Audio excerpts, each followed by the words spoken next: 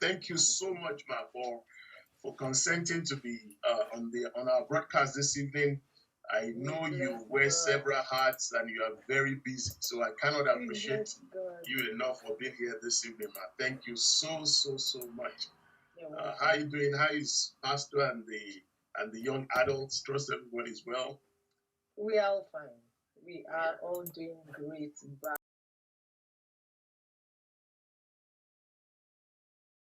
We're just going to dive into it. We have so many things that we want to ask you this evening, want to glean as much as the time will afford us the opportunity to do so.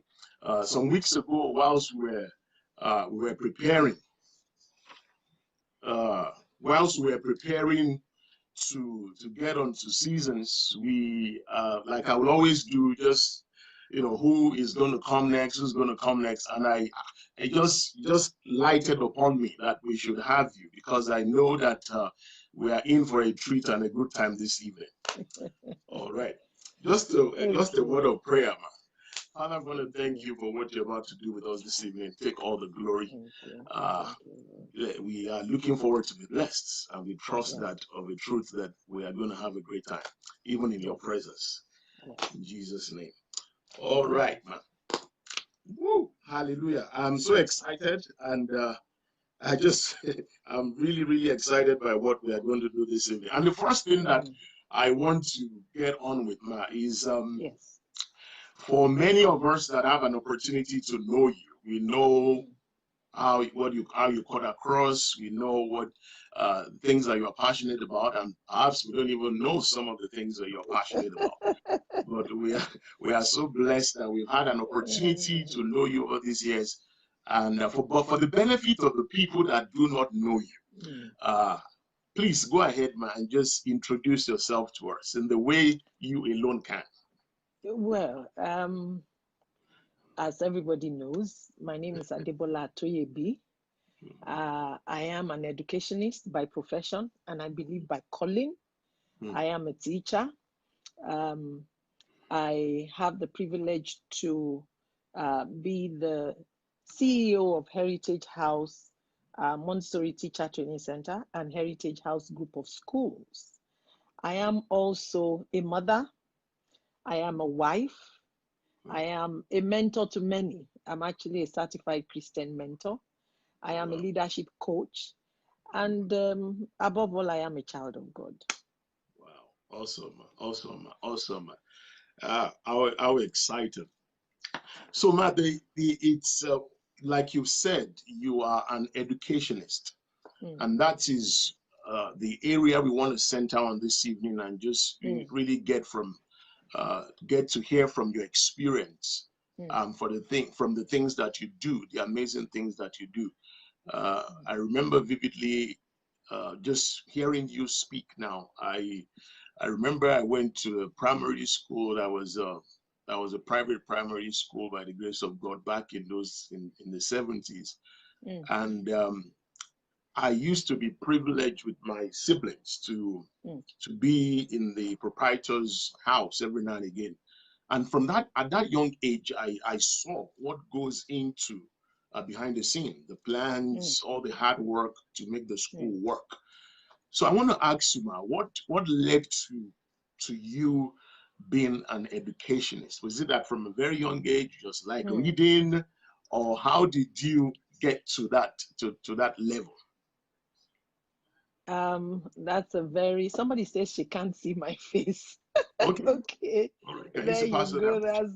That's my face. Okay. Well, that's a very good question and an interesting one. I remember that from childhood, everybody thought, maybe except me, because for me it came very natural. Everybody thought that I had the gift of talking, what we now call today the gift of gab. As a child, I could talk myself out of any situation or into any situation. I was that child that you couldn't just oppress. I must have my say. I must say what I feel about things. And so from a very young age, it was very obvious that I was somebody that would I was a child that would fit into the industry, any industry that had to do with talking.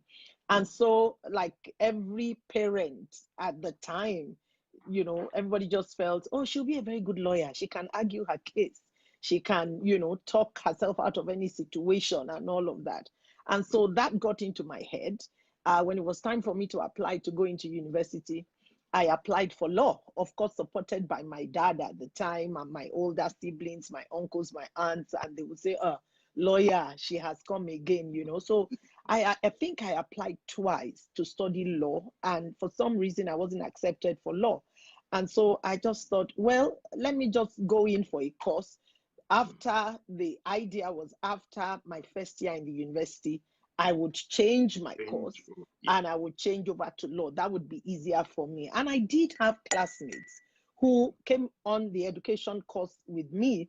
And after the first year, they lost 1 year and enrolled to study law, and they are lawyers today. But at the end of the day, for me, I started my first year. I made friends. I was enjoying my classes. When it was time for me to do the practical side of education, which had to do with the teaching practicum, teach the students. I was at the University of Ife at the and at the end of the day, you know, it was, you know, so for me, I enjoyed the teaching practicum, you know, so much so joy to see the students that I was teaching being impacted. You know, their lives were being impacted. And then I was imparting knowledge to them. And so I decided to stay on in the education field.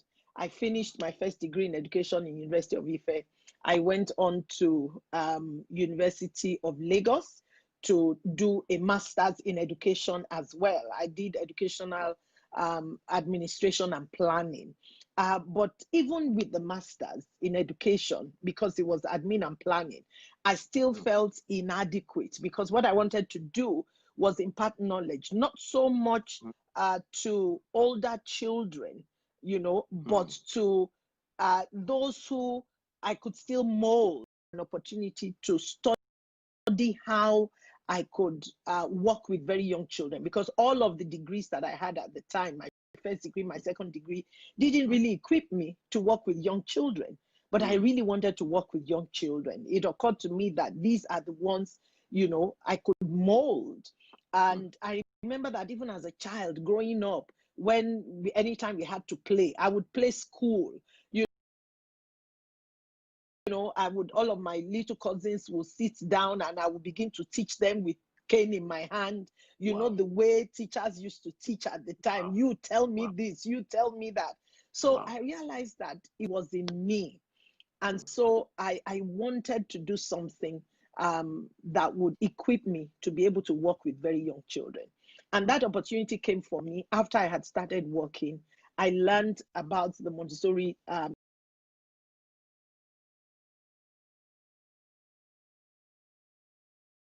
so I enrolled on the Montessori course at the London Montessori Center in England. It was the transformation, it was the turning point. That was what I had been looking for. The thing that broke the ice for me. And that was what really entrenched me in education. By the time I finished that course, I took other courses in special education. I decided to train to be of teachers so that I could also raise how to work with very, very young children. And so that's how I got into education. So, I mean, it's one on the broadcast all these months since we started is this strong word process. Now, anyone that knows you knows that you run a track. You know, you are there. We know you in that height and see you in that height. But what you had to go through to get to do what you have been struck a chord with me, man, that you know, the masters, you said feel adequate. Whereas somebody else will feel that, oh, I have enough to just jump into it. I have enough to just do it. But I mean, it's amazing that you have the rigors of having to learn what is needful, and wow, awesome. Awesome, awesome, awesome. Yeah, So I remember that okay. when I was doing my Montessori course, I already had a master's.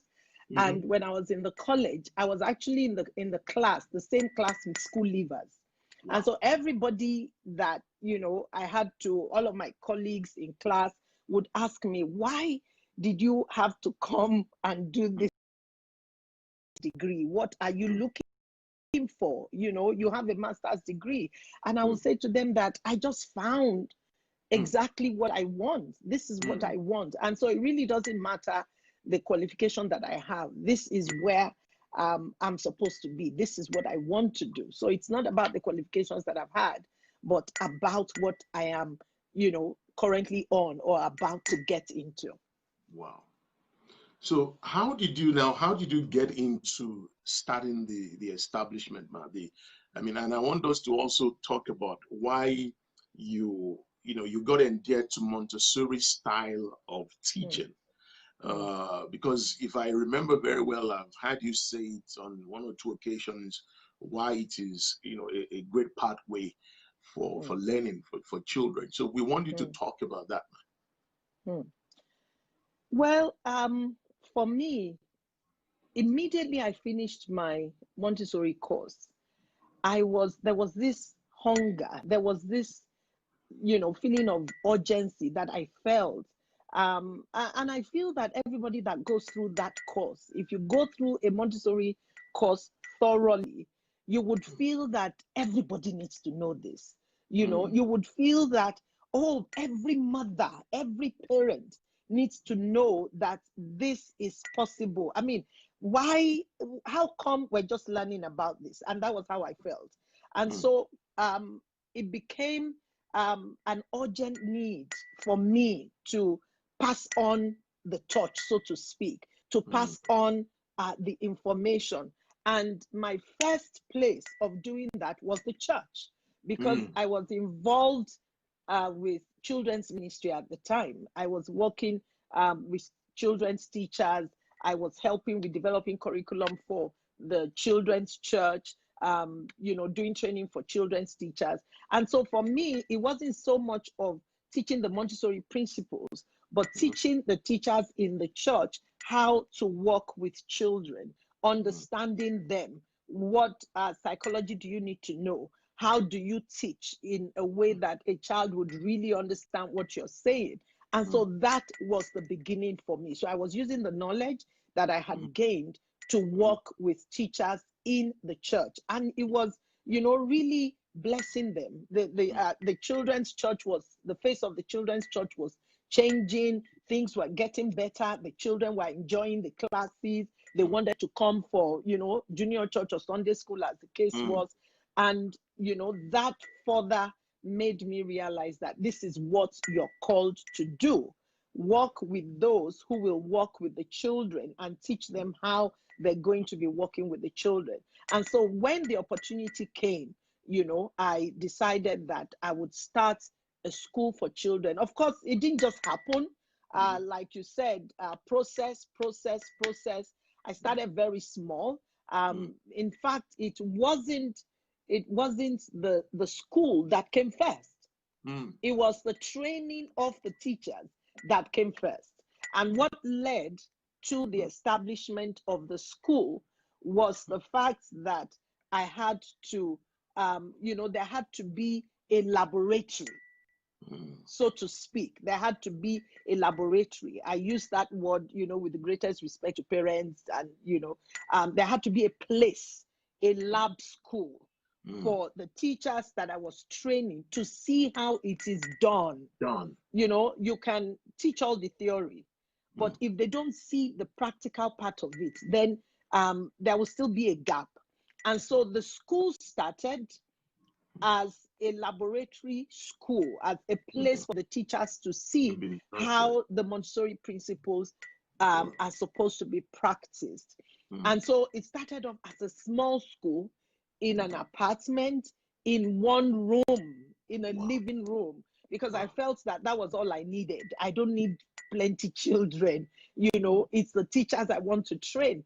But we got a few children. I think we started with maybe like 2, my neighbor's son, a friend's daughter, and then it grew. People started hearing, oh, there's a small home school somewhere. Your child doesn't have to wear uniforms. They just play there, at the end of the day. And so it started growing. The parents started bringing their children. Before we knew it, that little living room was full.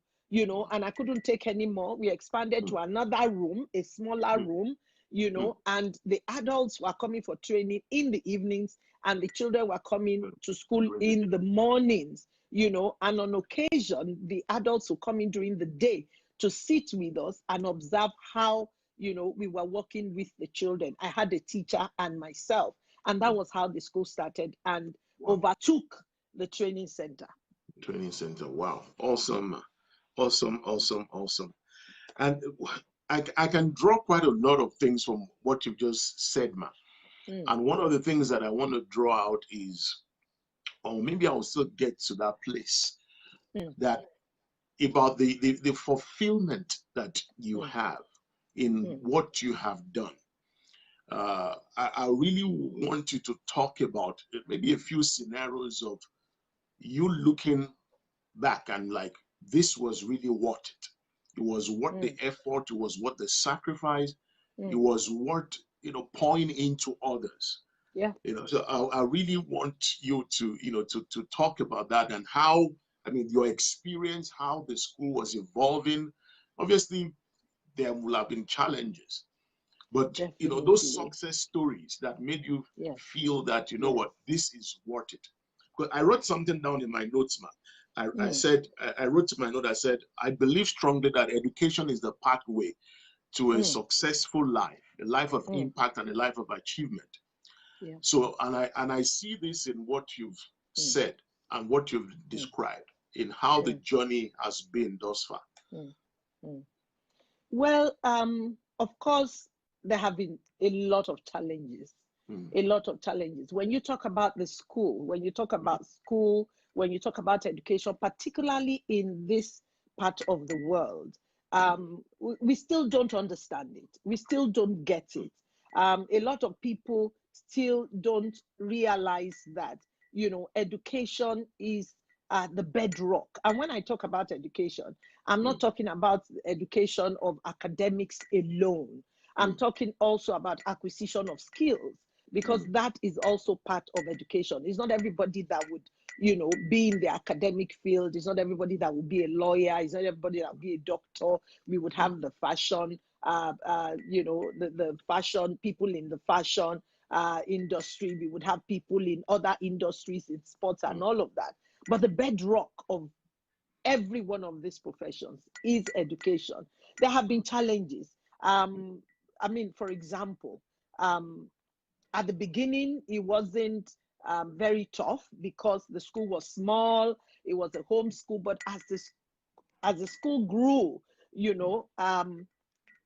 it became necessary to build it up. It became necessary to put infrastructures in place. It became necessary to invest in it and put money in it.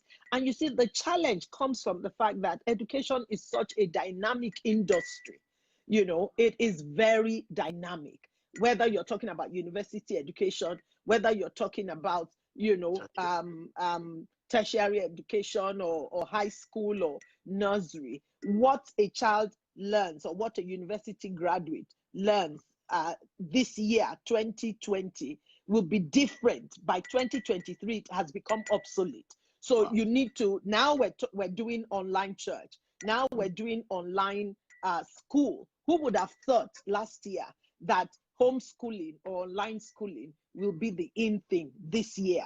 And so it has become necessary for every teacher to upgrade themselves, to update their skills, update their knowledge, learn about instructional technology, know how to work with children, know how to observe online.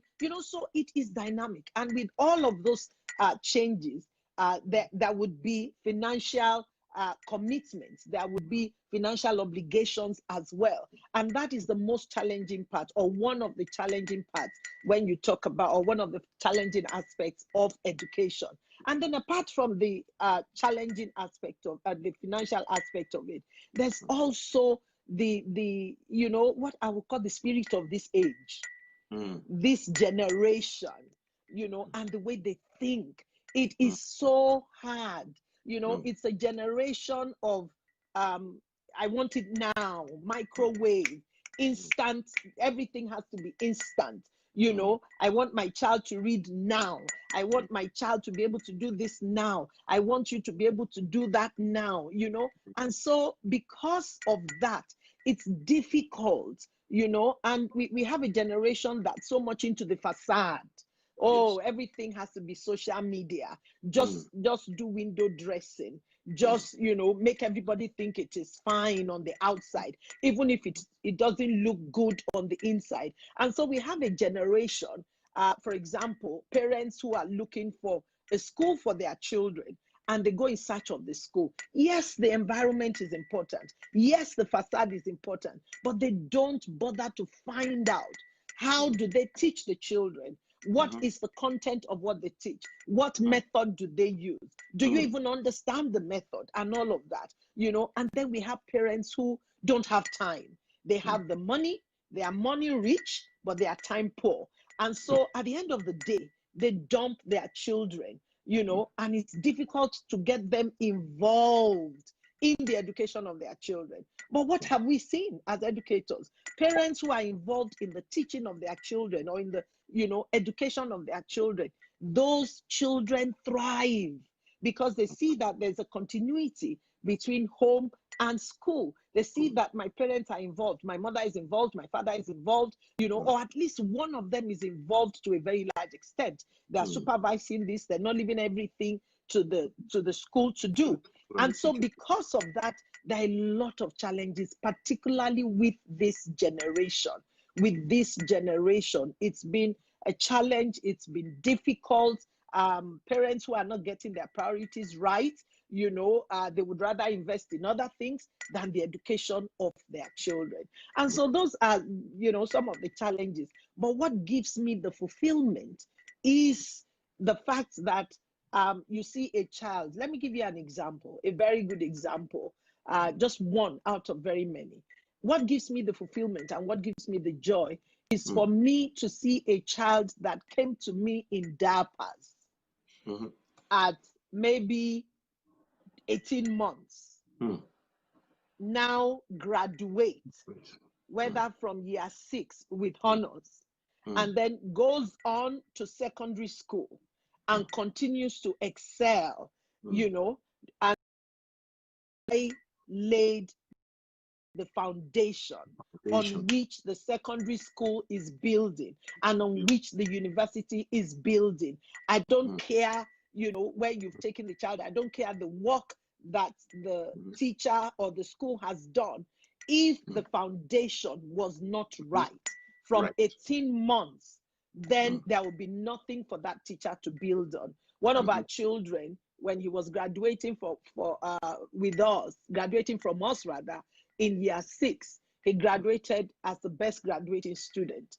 And he went on to a college. I'm not going to be promoting any college in particular.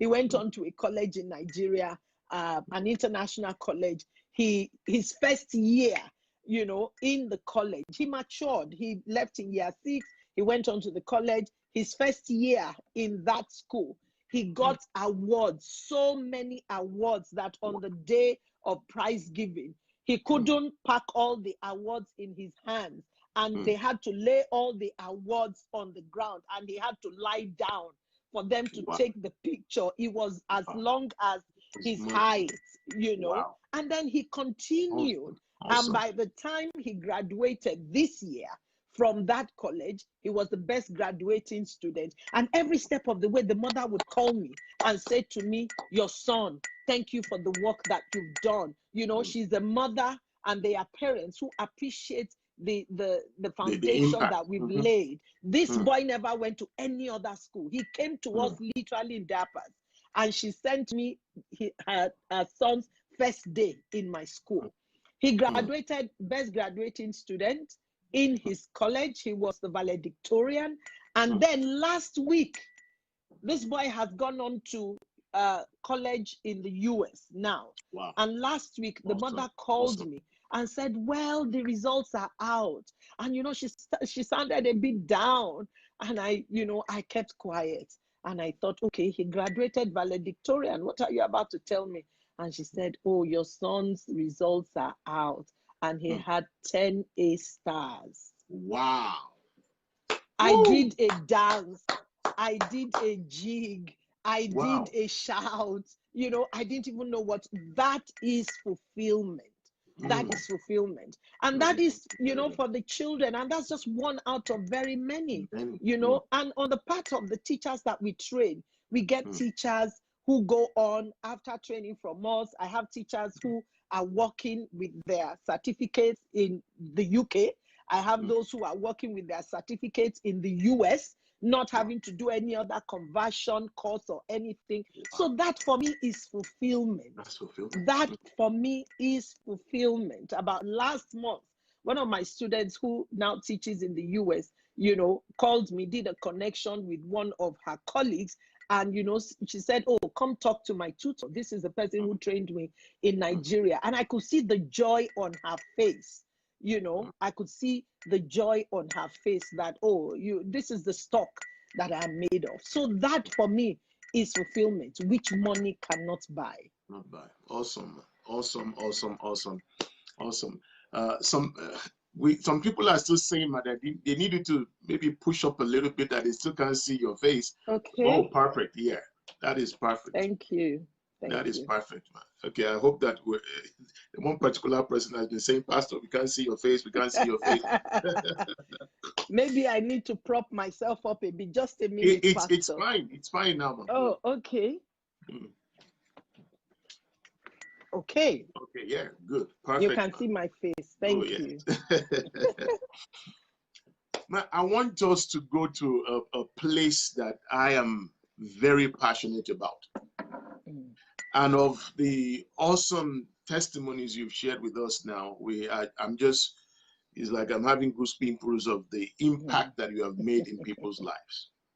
But I wrote down something in my notes here, because I like to write. I wrote down, and just one word I wrote down, and it's the word, I said, frustration. And the reason why I wrote that word is this one. I believe that, and I know rather, that our educational sector back home in Nigeria,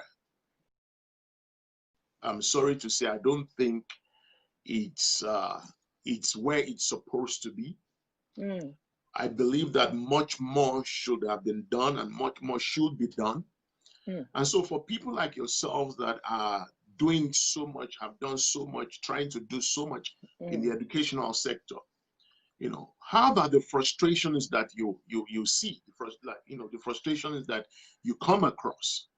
Because in trying, you are doing your bit with the children that you've taught, the teachers you've mentored and you have trained. How about the bigger picture? What is being done on the scale of state level, federal level, to get the government and people that are opportune to be in the state, I mean, in the corridors of representation, to take education so seriously? That is a big challenge that I think we have in this nation. It's a massive challenge. There are a lot of people, I'm not the only one, doing their bit here, there, and everywhere. I may not be able to talk for every other state or any other state. I live in Lagos State in Nigeria, and I know that Lagos State is trying their own, little way, but they're just one state in the entire federation. I can't speak of, concerning every other state. They've put a lot of structures in place. They've tried to bridge the gap between the private and the public, but the work is enormous because I would say the problems we are having, if I want to itemize them. Number one, we play politics with education, just like we play politics with everything. We're playing politics with the sector, and everything in Nigeria is political, and it shouldn't be. It is. We're doing this because, or the people who are there are doing this because they don't realize that education can be a channel for us to reshape and redesign and correct the course of this nation. And nations have done that. We are crying, we're complaining, oh, the nation is bad, people are lying, there's fraud, there's corruption. I mean, those people didn't grow up overnight. They didn't spring up overnight. How did they grow up? Who taught them? What foundations did they have? Who was there for them at the beginning? And those are some of the things we need to realize, that we can actually use education to reshape and to change the course of this nation. Education has been used by several nations to create the mindset of people across generations. When a country wants to do something, they would say, let us tweak the education system. Let us incorporate this into the curriculum. And so they begin to teach it to the children. They begin to teach this to the children in the schools. They begin to, they put it in their textbooks. They train the teachers on how to teach them anything a nation wants to do. They use education from a very young age, and that is why when we go to developed countries, things work. That is why when we go to developed countries, people behave better. They do something, they offend you, they say sorry, they say please, they say thank you. But here we sing it as a song. In the homes, we don't do that. In the school, the teachers who are teaching you, they don't even do it. It's not a part of us because we were not taught mindsets of our children. And that is one thing the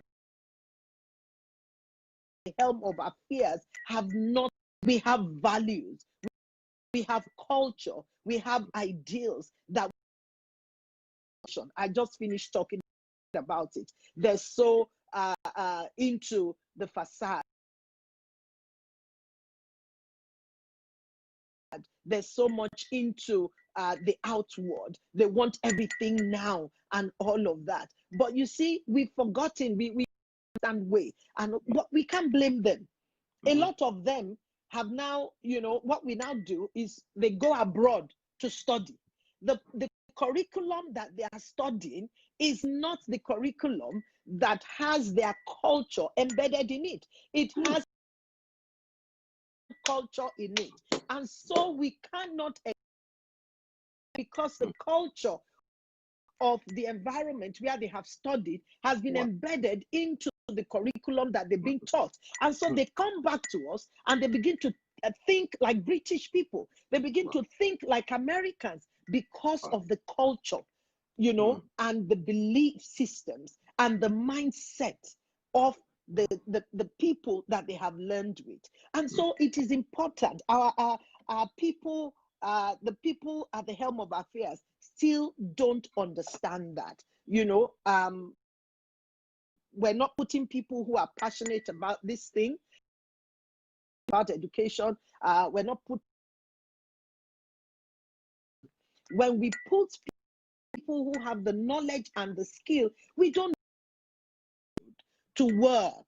We don't give them the opportunity to showcase what they can do, and because of that, the sector is not moving forward. And I want to add this, that the Bible says, I'm a child of God, so I have to quote the word of God. The Bible says that the fear of the Lord is the beginning of wisdom. There's no from God. I don't care what the word of God says, the beginning of wisdom. So if you don't have, then there's no way you can have wisdom. The people that we have at the helm of affairs, do they have the fear of God? If they have the fear of God, then wisdom will come to steer the ship of education or this sector in the right direction, you know. And lastly, because of our time, I would say that we're still suffering, you know, largely from what I would call the spirit of empire as a nation, you know, and that, by that I mean colonialism. We are an independent nation, but we have colonial mentality. It hasn't left us, you know, and so we can't think on our own. We can't think, you know, for ourselves about what we need and about what we want. When parents come to the school at times, they will say, "Oh, do you do the British curriculum? Do you offer the British curriculum?" And I'm thinking, I'm in Nigeria. Of course, I'm not saying that there's something wrong with the British curriculum. We can take aspects of the British curriculum, you know, and infuse it into our curriculum as it is. But are we living our own idea? Classic example, Pastor Chris. When my children were in school, they were in a British curriculum school because of the neighborhood we were living in at the time. You know, we moved, as I had to put them in this place to my house. 5 minutes, they were in school. And so one day, my daughter in the house started singing a song. And this song, she said, this song goes, "Nobody knows my sorrow." And I stopped. That song you're singing, where did you? Timon and Pumbaa. I said, Timon and Pumbaa. Yes, she said, Disney. No, that's a Negro spiritual. She said, what is a Negro spiritual? I think she was about maybe 8 or 9. I don't know what a Negro spiritual is. I said, have you ever heard of slave trade? She said, no. Have you ever heard of slave ships? She said, no. School. She said, oh, we did London. The fire of London, you know, the London fire that consumed London Bridge. London Bridge. I said, but you're not British. She said, but that is, I'm in a British curriculum school. And so I sat down that night. And, you know, then we didn't have all this Google and all of that. We had Encyclopedia Encarta on the computer at home. And I sat her down and I said, okay, now let me teach you history. This is the history of Africans. These are slave ships. As I opened those, you know, those pictures on Encarta, she said, Mommy, what is this? I said, this is a slave ship. This is how Africans were transported to the Americas, to the plantations. She said, no, this is not possible. I said, yes, this is the truth. This is our history. This is what, and she started weeping. Wow. She was weeping. She said, it is not possible. I said, this is what happened. You need to know your history. She said, but why didn't they teach us this? Why didn't they tell us about this? And so that summer, you know, I made it my responsibility to teach my children. Yes, the curriculum in the school wasn't teaching them, to let them know that this is where you come from. This is your history. This, when you see African Americans, this is who they are. I bought the entire set of Roots videos by Alex Haley, and I made them watch it. Understand that this is our culture. This is our history. This is what we stand for. Wow. Awesome. Awesome. Awesome. Awesome. Woo. Now, if you had the opportunity now, what are the things that you would change in our educational sector? Because we've mentioned quite a few things now. And whilst you were also speaking, one of the things, all the people there, when they wrote, when they went to fight for our independence, they all studied abroad. So all of them practically schooled abroad, even those that were independent abroad for one training or the other. And so it embitters my heart to see our system and to see our nation. I wonder that the people that abroad. They picked up education. Yeah. And why, you know, in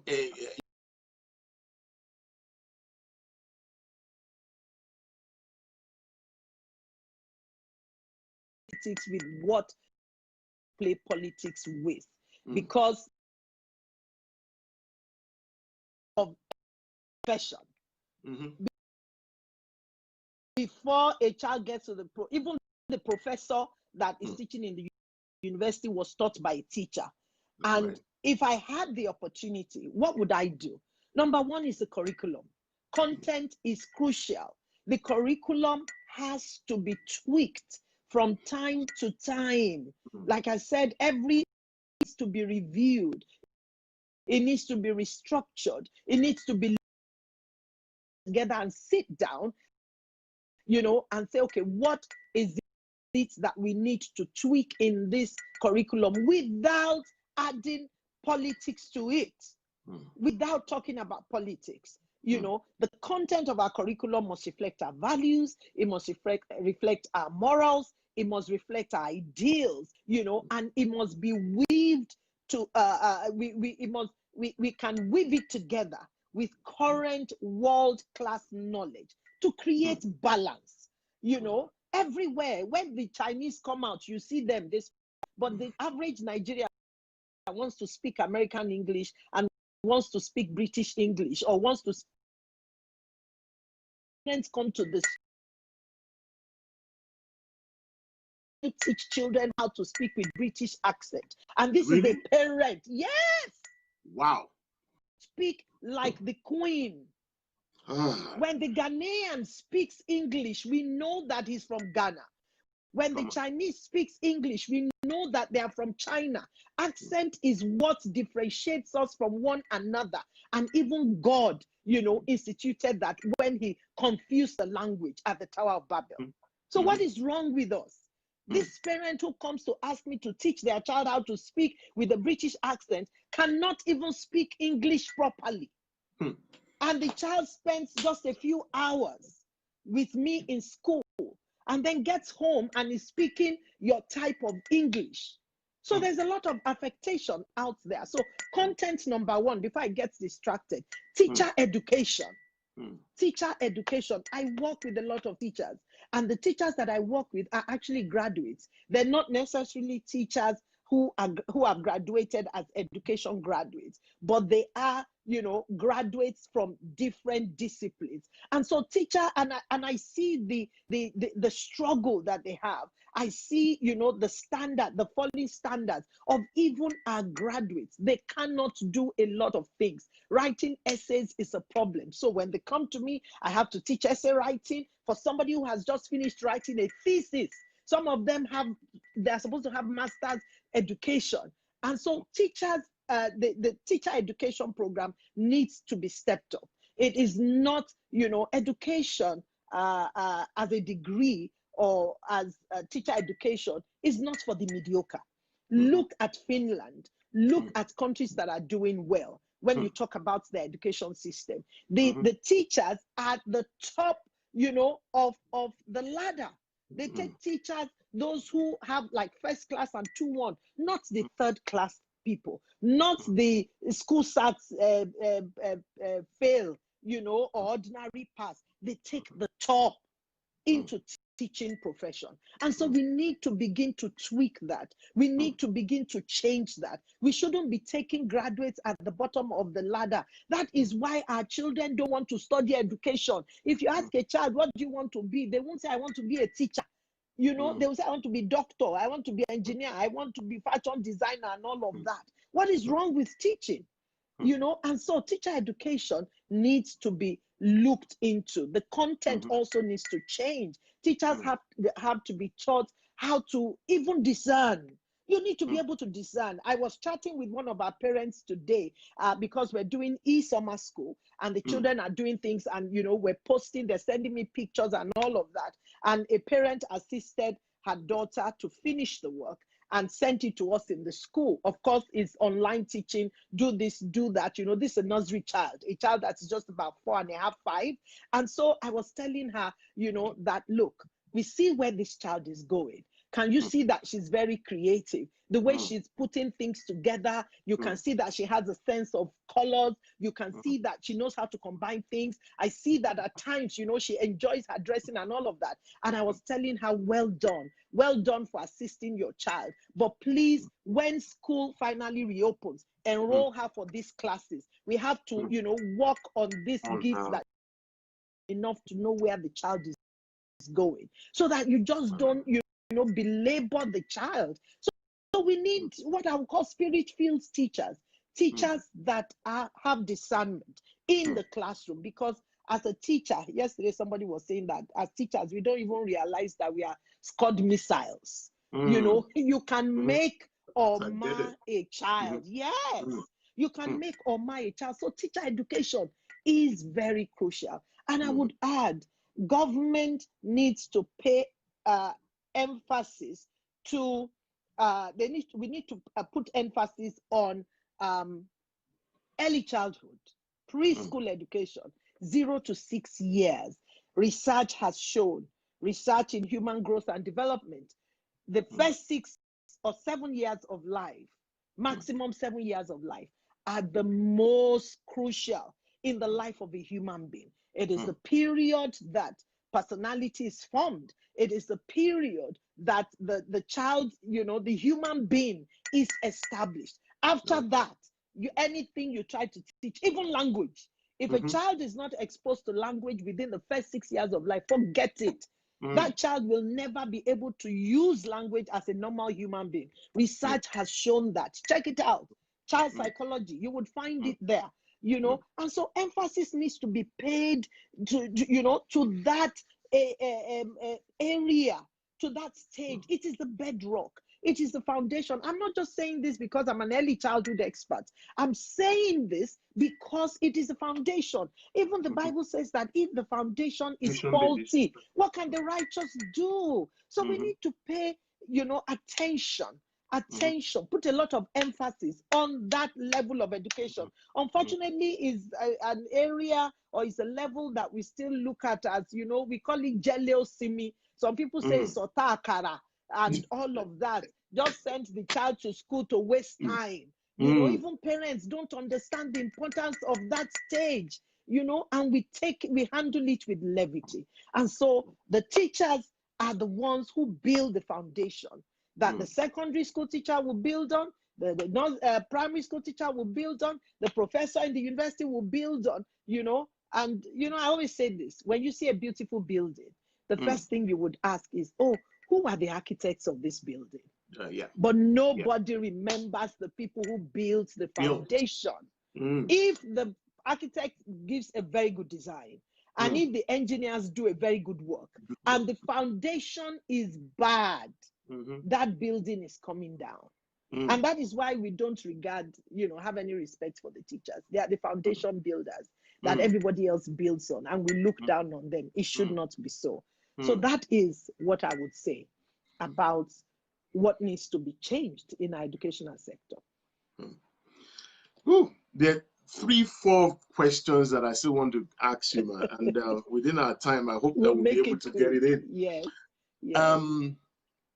Within what you've just said now, ma, and awesome things that, and I really hope that there's also a channel where the voice of those that are advocating for change is being heard by those in the corridors of power.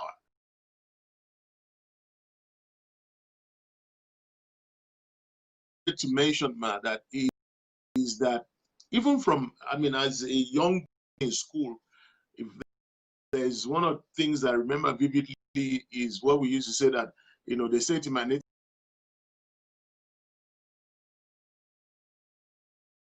the benefit of teachers, you know. So what I want to bring out from them is in our nation, the value of teachers. I mean, to the average teacher will look and they do so much.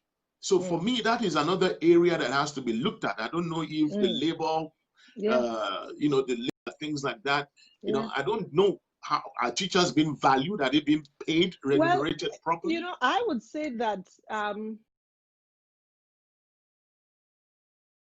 foundation of teacher education. And you know, if it wants that I train, that the way you carry yourself, the way you carry yourself, determine how you are dressed. And I said to people that, see, I am a teacher. First and foremost, I call myself an educationist because I train teachers.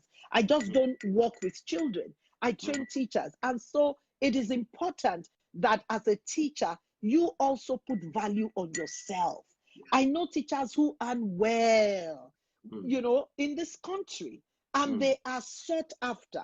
And so, but if you're a teacher who cannot spell, if you're a teacher who cannot speak well, if you're a teacher who doesn't know your right from your left, how will you be valued? You have to value yourself. So it's not only in the teaching profession, you know, it's because people look down on that profession. But when you carry yourself, you know, at times I travel and people look at my passport and what I have there is educationist. And they say, Madam, what do you do? I say, I'm a teacher.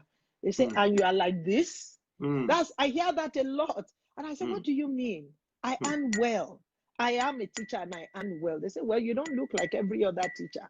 And so there's a problem there. The problem is not with the people. The problem is with us. And promote yourself. Magnify. You will be. And you said now, a teacher, the teacher's reward is in heaven. I just said it like 2 weeks ago. Not anymore. Not anymore. Teachers are going to begin to reap their reward here on earth.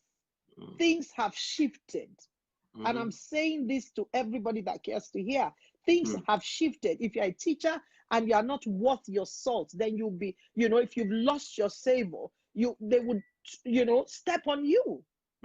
You have to be the salt and the light for you to experience that promotion we're talking about. Things have changed. We've entered another season. We're talking about seasons. We've entered another season for the education sector. Come on. Woo, We've entered another season. Wow, awesome. We need to, I don't know. Okay. There's this question that we all, and it's part of what we want to just learn and glean from you, from your very, and also as a child of God, that if we were to look at the seasons of life that you have been through, what would you say are the pivotal lessons that you have learned in seasons? I would say, number one, I started small. I didn't start big. And I always don't despise the days of little beginning. Don't look down on yourself. And then I would add to that it as well. Process is crucial in life. You have to go through process. I've gone through my own process and I'm still going through. There are phases in life. There's no fast track. Paid your dues. But we see a lot of people today who just want instant, you know, like instant yeast, just become big overnight, you know, and that is a lesson that I have learned, that process is very important.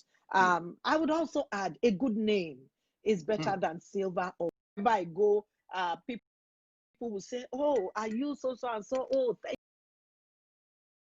you. There. Oh, I know so and so. Are you related to so and so? If those people have done bad things, you know, then I wouldn't have the favor that I have. So your good name, don't tarnish your image, you know, have a need to mention that does for you. And then I would also say, don't stop dreaming. I've always been a dreamer. I've never stopped dreaming. Don't stop and continue to imagine your dream. And one day, with the help, happen, you know. And the last thing I would say is believe in yourself. Believe in yourself. And I always say this when I mentor, God make junk. The fact that you are alive, your life, God doesn't make junk. God has never made junk, and he will never make junk. And so irrespective of what anybody says to you, you are not junk. I am not junk. There's a purpose that God has for my life, and I'm following that blueprint. Don't listen to the naysayers. There is a place that you are going. If I had listened to the naysayers, if I had listened to people and not followed my dreams, I won't be where I am today. Come on now. Wow.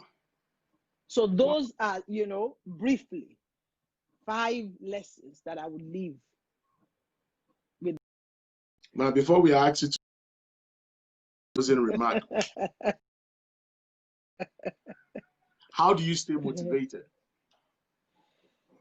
God is my all in all. God.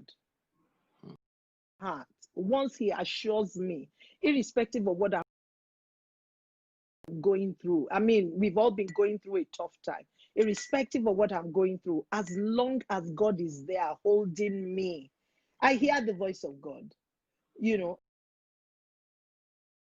As long as God is there holding me and giving